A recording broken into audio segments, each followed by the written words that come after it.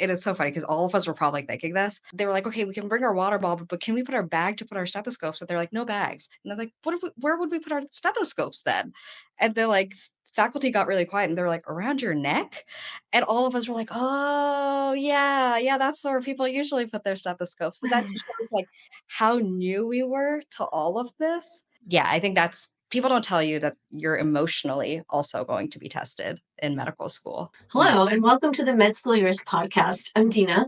And I'm Carlos, where we talk about everything you need to know about the medical school journey and residency. We've both worked closely with applicants, advisors, and schools to understand the ins and outs of what it takes to get into med school. And now we're going beyond the admissions process. And don't worry, this podcast isn't just about the boring stuff. We're also going to give you a behind the scenes look at the life of medical school students and residents. We know that medical school can be overwhelming, but we're here to break it all down for you with expert tips, insider advice, and stories from people and students who've been there. So whether you're starting the exploration process or just curious about what it takes to becoming a future physician, we got you covered. Sit back, relax, and welcome to the Med School Years podcast.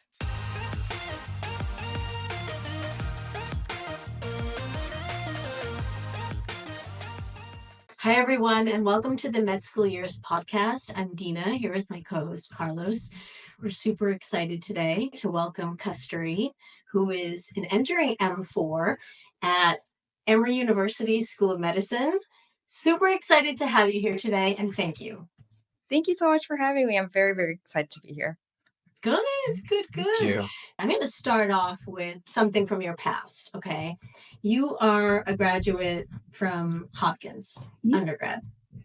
And often, a lot of students who I've had attend Hopkins have said, you know, it's kind of a pre-med factory, right? Tell me about the climate that you experienced there and in positive and negative ways, how you feel like that really prepared you to pursue medical school. Yeah, I had a great time at Hopkins. I'm a big fan of Baltimore as well. I explored the food scene over my 4 years there plenty of times, probably more than I care to mention, but I really did get to explore. And Hopkins, I think, is such an incredible institution in that there's so much history at Hopkins and being interested in medicine. And I came into undergrad wanting to pursue medicine. I actually grew up I spent all my elementary school in Maryland, and Hopkins was the name like right next door. Yeah. Yeah. So I was like, oh, like, and so when we moved away, I was like, I'm going to go back to Maryland. And the way I knew how to do that was get into college there. So I came back to Hopkins and I was lucky enough to get in. And I think it was really cool because I came from a school that I felt like was more a smaller school, 100, I think there were 616 people in my class. I think the biggest lesson I learned from Hopkins is how to study. What I learned, I think that's kind of repeated through my educational experience, every single level of whether that be undergrad, master's, medical school. I feel like I have to like relearn how to study that fits the time. And I think Hopkins kind of raised the level of what I needed to be studying at. I couldn't just brute force the night before an exam. I needed to, think it through, spend the time. And I think Hopkins challenged me and put me in enough situations where I had to really learn and grow. I really thank Hopkins for that a lot. And it was just cool to be surrounded by a lot of like-minded people at Hopkins, people who are also just chasing their dream and have a dream very similar to what I did. So it was cool to have people that I can kind of volley my ideas off of and be like, oh, what use as resource. And even now, as I continue the journey, a lot of my Hopkins friends have gone on to medical schools themselves, and there are different processes in their career. Some of them are in residency, some of them are in med school with me. And it's just nice to have somebody that I can be like, oh, this was weird, wasn't it? It was hard to do this, or it was, this was so cool. What was your first experience like in anatomy lab? And these are experiences that I think is very specific to what we're doing. And it's nice to just have somebody that I can call up in a minute's notice and they're there to be a shoulder to lean on, or it's been pretty cool. Thank you. Yeah, I want to keep on that same train. I know we started at Johns Hopkins, right? And then you transitioned to your master's program or your graduate program. Mm-hmm. Can you share a little bit, sort of going from Johns Hopkins now to Brown University, right? What's the takeaway there? So you talk a lot about Johns Hopkins teaching you how to learn, sort of you can't cram things last minute. So what was that piece in the middle before you transitioned to medical school? Like, what did you take away from Brown? Yeah, so between Hopkins and Brown, I entered the workforce as a medical writer, and I had a few years between my undergrad and master's. It was great to do something different and have a very different experience. So when I got to Brown, I realized that was the first time that I'd taken a break from the classroom. And when you get back to the classroom, you realize just how more than ever in my life, how much of a blessing it is to be in school and to be able to learn like all the time. So I think I approached it very differently than I had previously in my medical career. And I was just so excited.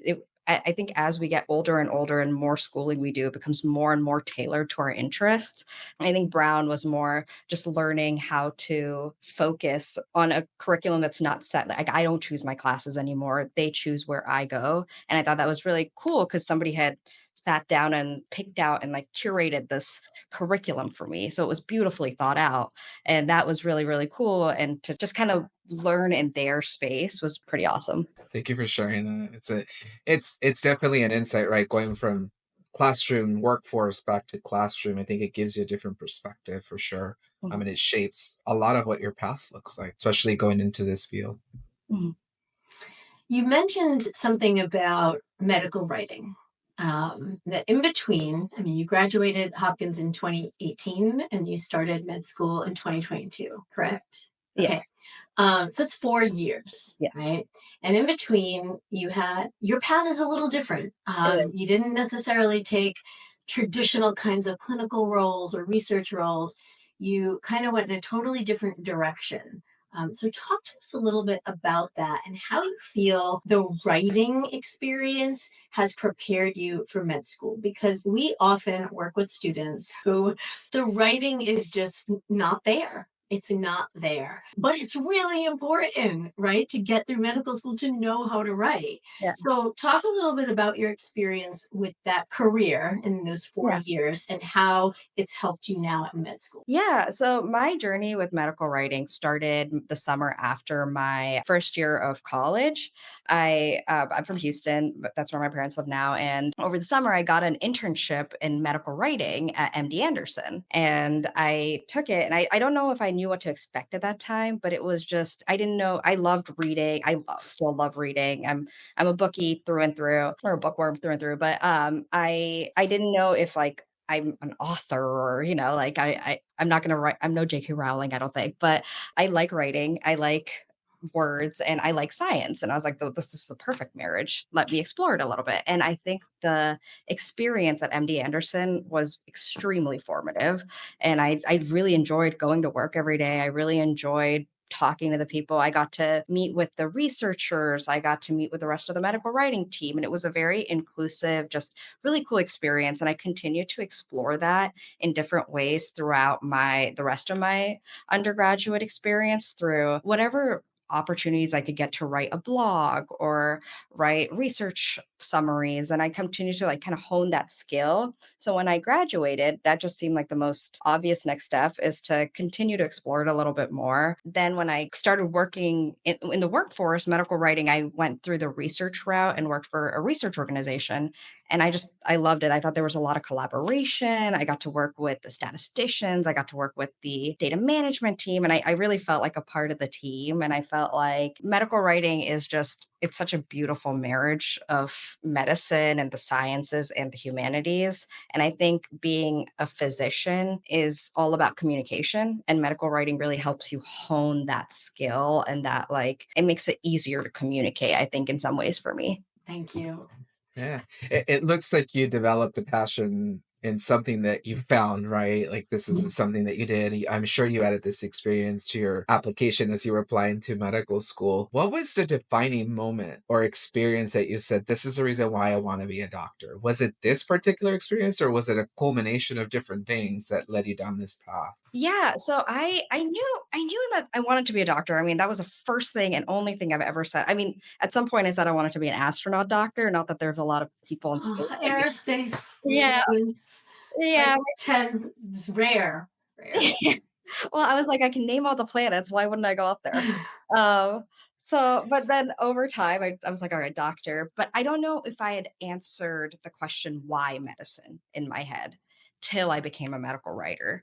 And that was just, I worked at a company that had a lot of incredible mentors. They were all vascular surgeons. And Mm. I would see what they do. I would talk to the surgeons that were at the institutes that we were working with, the projects that we were working with. And as I saw with their roles, I think over time I was like, oh, I want to do that. I want to be them. I want to be able to like be in those conversations. I want to be able to shape the future of research. I want to be a part of that team as well. And I think that just helped me answer why medicine in my head. Yeah. So I think medical writing kind of just made the choice of medicine much more clear. Thank you. Thank you for sharing that. You're probably better off not going into aerospace medicine. You're probably a lot safer. But being from Houston originally, I can Yeah. see where you'd be excited about that. Yeah. The marketing is strong here. Yes, yes. So let's talk a little bit about specialties. And you became motivated after witnessing those vascular surgeons. What are you interested in pursuing for your specialty? Yeah, so I said that was like the first I was vascular surgery. And over the course of medical school, I think Naveen talked about this a little bit. You do go a little, you're like, oh, but I just keep coming back to vascular surgery. You're Um, drawn to it. yeah, it just there's something so beautiful about it. It's whole body. They call it the I am a surgery because you really do hit all the systems. The surgeries are incredible. I remember my vascular rotation here at medical school. It was the day of the eclipse.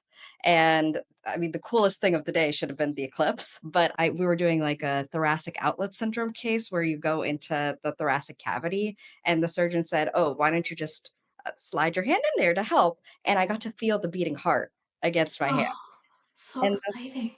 I know. I mean, and to say that the coolest thing that happened to me on the day of the eclipse is that, I think that was pretty eye opening that maybe this is the path for me. That's great. That's great. And that had to be so cool just to hold the heart, Yes. And not for everybody, right? Because I think you're describing this, and in Right. my mind, like it's amazing, and also in my mind, I'm like it's not something that I would do. So like kudos to you for discovering that and being able to figure that out in this process of discovery and trying to figure out right phase of training where you're going, what you want to do. What are the tools or things that you've done to really say like, no, this is the right path for me, right? As you can imagine, you probably explored several programs, your core clerkships, but what was that one defining moment? Again, similar to like the I want to do medicine In terms of medicine overall or in terms of vascular? specialty choice, your vascular choice, yeah. Yeah, I think it was definitely the clerkship itself was very, very defining for me. I'd gotten exposed to the content, the like knowledge behind vascular surgery, but being able to see it in action every day. I mean, that I am not an early riser usually, but I am happy to wake up at 4:30 in the morning to be there so that I can get time in the OR and see just be in that room, be willing to do that. I mean, that helped me guide, but also research has been a really big part of my journey Hmm. from the very beginning. And vascular research, I find very exciting. I think there's a lot, the field is just burgeoning and it is growing so incredibly. And it's absolutely stunning what we're able to do in today's day and age. And I just want to be a part of that. I want to be a part of that team that, moves the field forward and it gets me up in the morning. So I think that was the other aspect of it. And the third aspect is I feel like I found my community in the vascular surgeons. Hmm. A lot of people say you find the people and that's kind of how you choose your specialty. I found the people first through where I did medical writing, and I know every single mentor that I had there. I had 3 specific mentors, and each one of them I wanted to be a part of them. I wanted to be as driven as one of the physicians. I wanted to be as affable as the other physician, but I wanted to be as balanced as the third. And I just saw like me as my perfect person would be like a conglomeration of all those people. Thank you for sharing that. I think talking about specialties, I think it's like I need to pick something because this is what I like, but it is a lot of that personal choice and personal values that is driving that decision. I think that's where folks maybe need to go a little deeper in selecting specialties. It's the personal stuff that ties you to it, right? Finding community, seeing yourself sort of mimicking a lot of the mentors that you saw. So thank you for sharing your journey in decision making. Sounds like you really gravitated towards that and trusted your gut, right? You mentioned something about how research was a big part of your journey before med school. So let's talk about research for a little bit. You have some publications that you've a few. Your resume is like so long. It's amazing. Publications, and you've done a lot of research in medical school. How prepared were you in terms of research before you entered med school? Because we get this question all the time from Mhm. pre-meds. Do I really need it? Like, do I really need research to enter medical school? And I don't think a lot of students realize that you will be doing it in medical school. So let's talk a little bit about that preparation. I personally, research has been such an like integral part of my journey. I started researching in like middle school. My first project ever Gosh. was, yeah, it was like, but it was like, do onions make you cry? Yes, they do. They make you cry. But when I was even choosing undergrads, I wanted to go to a research institution. And I think what research has given me, not just in the lens of medical school, but overall, it's given me its ability to think critically and like approach problems and think about them from Mm. different perspectives and different lenses. And one thing that I used to think about research that I learned at my internship at MD Anderson was I remember talking to a researcher and he had spent years, he had left his home country, he had come to the States, he was in Texas, and he had found out that day that the project he had been spending 10 years on had yielded no results. And I remember thinking at that time, I was like, oh man, that's so hard. Like, why would anybody want to go into research? But I think as I've gotten older and as I've progressed as a hopeful researcher, I think even in like the null findings, you learn something. We get to cross one little thing off the list. And I think there's power in that. As a physician, every day is not a win. Some days are wins, some days you don't win as much. And I think that's just part of the journey. And I think research gives you those tools and that mindset that I found to be very helpful in medical school. So I understand that a lot of times people, it's a part of the application, but I think it also really does prepare you to be a physician. Thank you for reiterating what I always say to students, which it does prepare you. And just, even thinking critically and finding value in not getting answers, right? It's just as Yeah, valuable as finding answers. So thank you for exactly. that. I want to stick with this topic of research because you mentioned it a couple times, so clearly you're fascinated, right? It's something that you enjoy doing. The question that comes to mind, and maybe you can explain where you made this decision, why not MD PhD, right? Because I think similar to folks like Good wanting to question. enter and why do I need research if I'm not doing an MD PhD? I think we have students sometimes that struggle. Like I want to be an MD PhD and they don't understand, right? Like what it really takes. And I think maybe you can provide a lens of like, I didn't want to do an MD PhD, but I still had that foundation. But why didn't you like say, I want to do an MD PhD? Yeah, that's a great question. I thought about it. I really did think about it. The honest answer is I thought about what made the decision for me is I was like, do I want to be more of a researcher or do I want to be more of a physician? And I think when it comes down to it, if I would like both in my future career, I want to be an academic physician. I want to do research and I want that to be a part of my entire career. But I left medical writing. I joined medical school because I wanted to take care of patients. I would see all these patients as like lines on Excel sheet and I was like, well, what is patient number 567 story? How did they get here? Mm. And that to me was I was like, "Ugh, I want to be in the clinic room.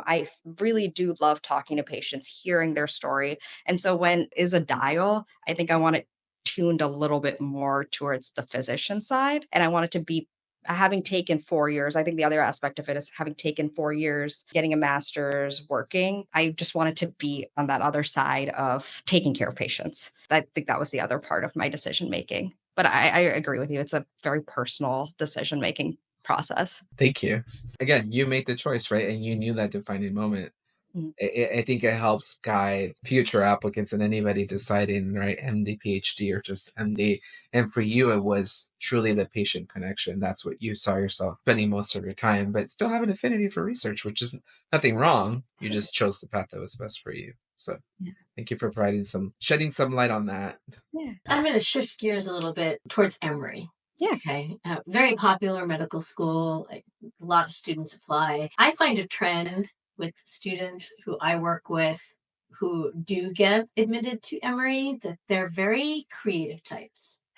They are students who have some experiences that are a little like outside the box or interesting, just like your medical writing, right? Like that weren't afraid to kind of like take some risks outside their comfort zone. Talk to me a little bit about what your classmates are like and what the culture is like. Yeah, I love Emory. I think it's an incredible medical school, and I'm very, very honored to have gotten accepted to it. And it's been I'm about to, as y'all had mentioned, I'm about to enter my fourth year. I'm three-fourths of my journey through Emory Medical School, and it's been really, really awesome. My classmates are really, really cool people. I think there's just everybody has such varied experiences, like you mentioned, Mm. getting to know people and just being like, "Oh, they did what last time?" Or like, "What did they do in their gap years?" Or "What have they accomplished?" And they're all very driven, and they're all very like, everyone's chasing something greater, something, they're all looking forward, and it motivates you to aim higher, do better. I think it's been a really, really cool experience, and I've just got to learn so much about so many different people that I would not have otherwise had the chance to meet or cross paths with. So I it's been very, very cool. And I my classmates are very cool as well.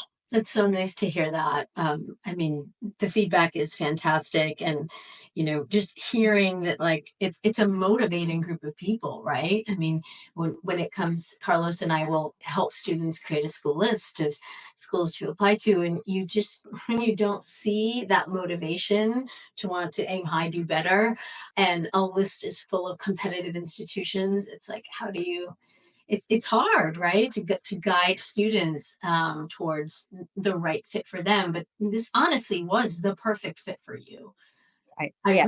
I really believe that it was the perfect fit for you. Like I feel like the universe has a way of making things all work out in the end, Yeah. and it worked out for you. I'm happy. Thank you so much. Keeping on that topic, is med school everything that you thought it was? It is, but there's things that you just don't expect. And Like it what? I Yeah, like tell us.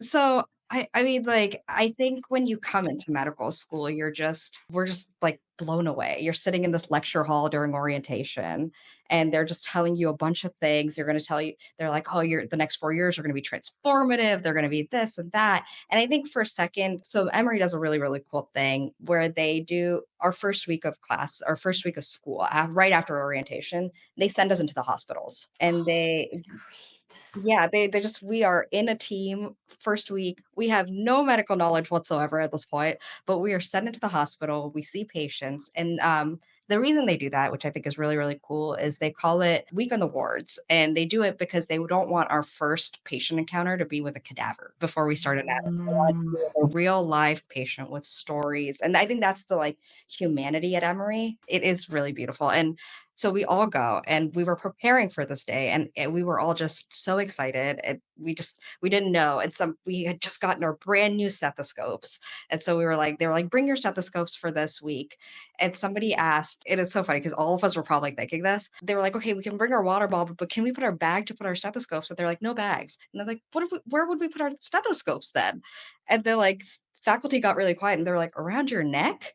And all of us were like, "Oh, yeah, yeah, that's where people usually put their stethoscopes." But that just shows, like, how new we were to all of this. And then from that point to now, just how much growth there has been, and I wouldn't have expected that growth in 3 years. I feel like my perspective has changed. I'm so grateful for every single day more now than ever before because you get to meet so many people, hear so many stories, just the fascination with medicine and like how much we know and how much there is still to know. To put it simply, I don't know what I didn't know. And now that I've seen at the end, like, or not the end, but like processing through the journey, it's mind numbing. I can't believe I didn't know all this stuff. And it's really cool. I'm blown away by the medical experience. I'm not, it is difficult. It is a tough path to walk, but it is just so incredibly rewarding. What do you think has been the most difficult part for you? Um, whenever I tell people about like third year, which is rotations for us, and I think for most people,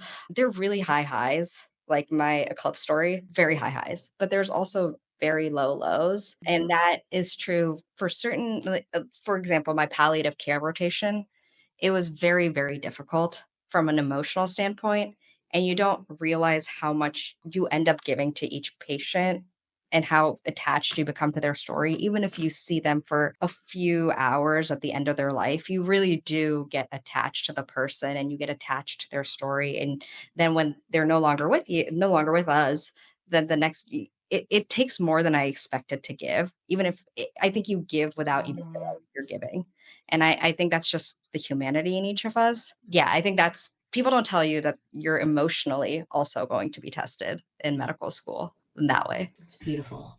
Yeah, I think definitely sometimes medical students don't expect, right? Again, they think patients are patients, but there's different stages of care, more difficult than others. And I remember when I was at Mount Sinai, several students, especially the first rotation where they've experienced death, right? Mhm. And this is their first time, there was a little more time to process that because, again, I think medical students, when they think patients, and maybe not all of them, but some are like, oh, patients, but they don't think of like these different stages, difficulties that they're going to encounter. How did you sort of take a step back and manage this? Because I would imagine, like, emotionally, again, right? You're like, oh my God, you're processing this as an individual, as a person, but now you're also managing this as a future professional in medicine. Mhm.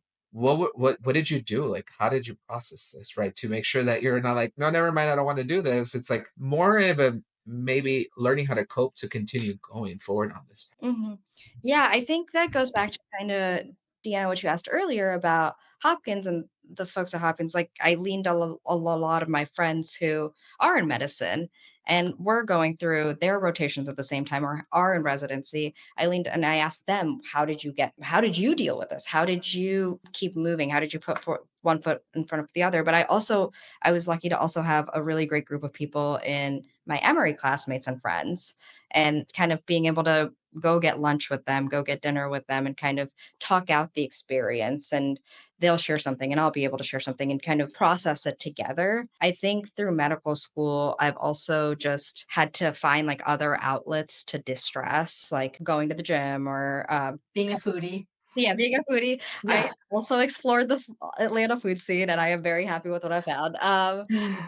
And I think that's just kinda taking myself out of the situation. I think sometimes I just have to, like, leave the hospital, take a moment, regroup, and then come back. But I think it's really strengthened my bonds with my family, my friends, and yeah, I think that's kind of I've had to lean on a lot of my support system, and they've just been absolutely incredible and helped me kind of process it all. Let's talk a little bit about Atlanta, right? I was going to ask you how the city has been to you. Emory is in, the hub of Atlanta, right next to the CDC, if Yeah, I'm correct, yeah, right?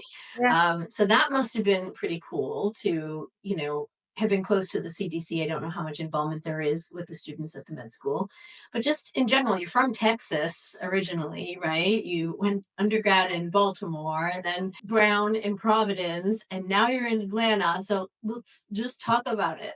Tell Yeah. me how it's been. Yeah, I've really loved Atlanta. I think it's a very unique city. It's in some ways, it's like a little collection of neighborhoods. There's always something to do. I think it's very similar to Texas or Houston, where I'm from, in terms of how the city's laid out a little bit. But I also just, there's a lot to do. I think speaking of like de-stressing, I like being in a city because when I need to get away, there are options to get away. I can go to a different part of the city. I can go explore the food scene. Atlanta also is located kind of at the foothills of the Appalachian. So I've gotten really into hiking. So I'll just go climb a mountain if I really need to. If it's a really hard day in the hospital, I can go to a mountain. And people always talk about, they'll be like, oh, there are doctors I know who are like, oh, we just decamped to the North Georgia mountains. And that's just a thing. Like people just do. They go breathe that mountain air and then they come back rejuvenated, refreshed. And for me, that was really important. I think that was something I know with medical school when I was applying, I was really looking at cities because I knew that was really, really important to me to be in a city, Yes. to be able to just get away, be able to study at a coffee shop, be able to just find, different types of food, be able to so that was like a big thing for me. And I think Atlanta delivers on all of those things. And like you said, the CDC is right there. There are plenty of opportunities for collaboration with them. There's a lot of resources that I've been very lucky to have access to being in Atlanta. Thank you. My best friend lives in Atlanta, and I visited him a couple times, and it's a The dynamic city for sure. He always talks about the different areas and like, well, if I want to do this, I go here. If I want to do this, I go here.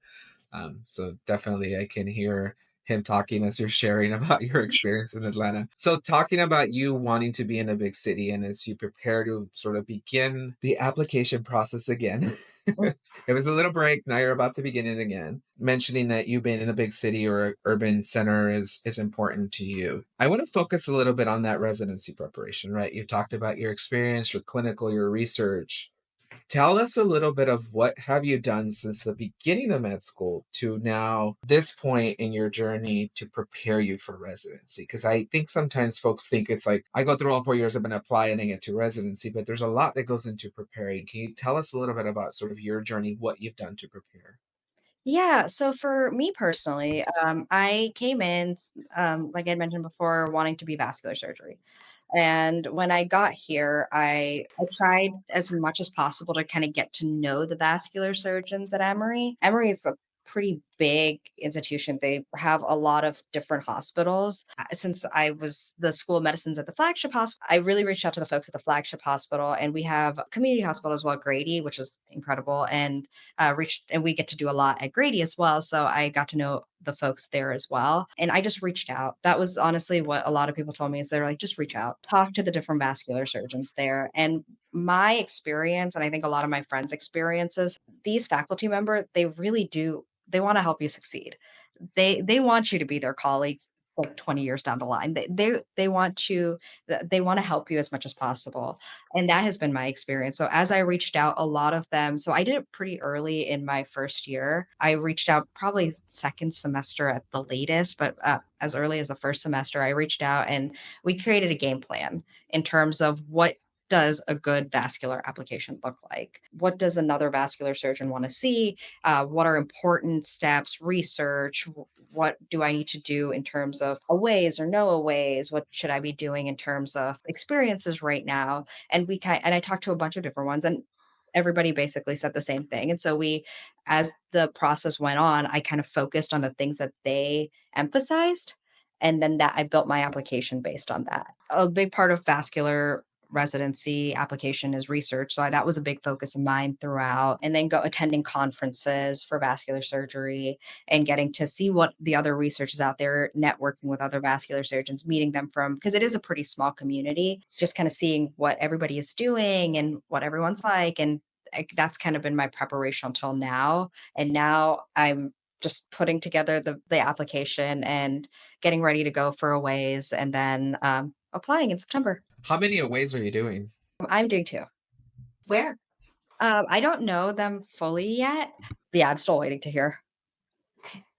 It's exciting, though. Very, very exciting. And thank you for all of that information. It's funny, we interviewed another student from the same program that you completed at Brown, and he was saying the same thing that, like, soon as he got to med school, he just started reaching out. Yeah. Right? Like you have, the healthcare system, a lot of med students have access to emails for a lot of different doctors and departments, and you just have to put yourself out there and you have to be proactive. So it's really nice to hear that. Yeah, yeah. I think that's honestly how I got a lot of my research opportunities is just reaching out and saying, "Hey, I'm interested." And then they were like, "Okay, well, would you want to help me with this?" And Emory has a really close-knit group of vascular surgeons, and so now I feel like they're my family because I see them like once a month and I'll see them at like and I just know that and it's so cool and I think with med school, every time you find like a community, it is really nice and makes the journey feel just a little less lonely and a little bit Yeah, more like, "Oh, I'm going where I belong," you know? that's so nice to hear.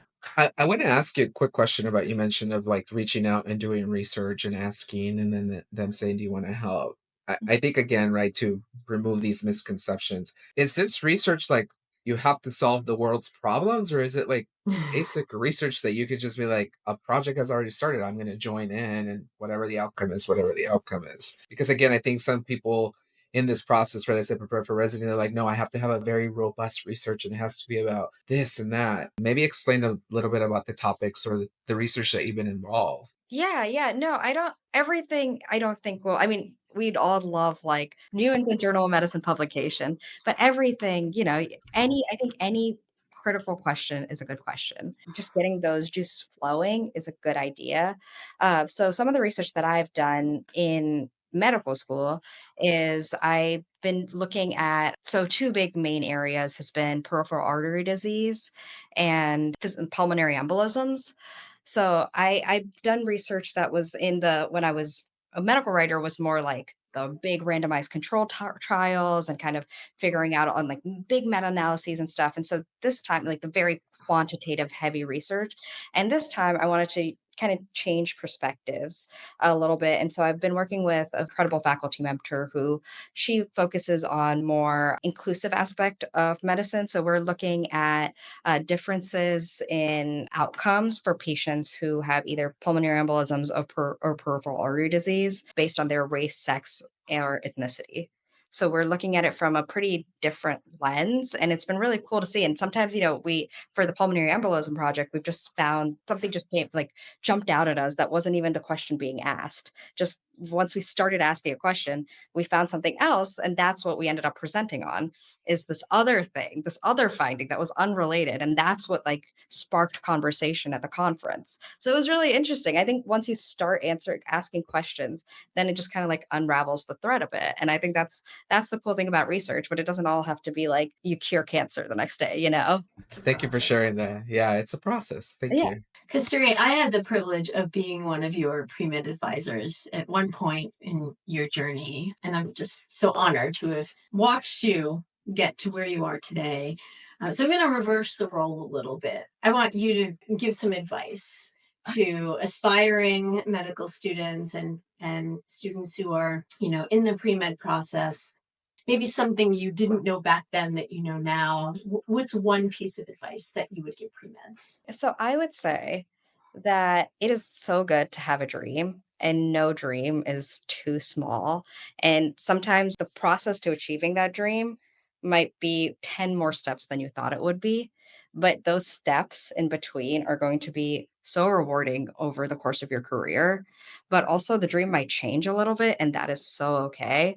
Because, like you said earlier, Deanna, like I think at the end, you end up where you're supposed to be and you end up doing what you're supposed to do. And I think like just trusting that process a little bit, but keep pushing because I think we all have like we have dreams for a reason.